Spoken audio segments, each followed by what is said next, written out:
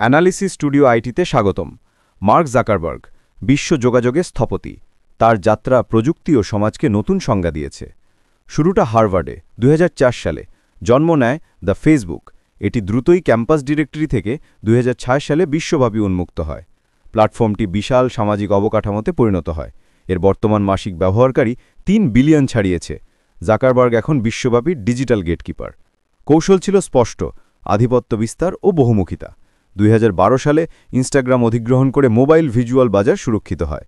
2014 সালে হোয়াটসঅ্যাপ কেনা হয় বৈশ্বিক মেসেজিংয়ের জন্য। একই বছর অকিউলাস ভিআর কিনে ভবিষ্যৎ ভার্চুয়াল রিয়ালিটিতে বিনিয়োগ নিশ্চিত হয়। 2021 সালের অক্টোবরে আসে চূড়ান্ত কৌশলগত বাঁক।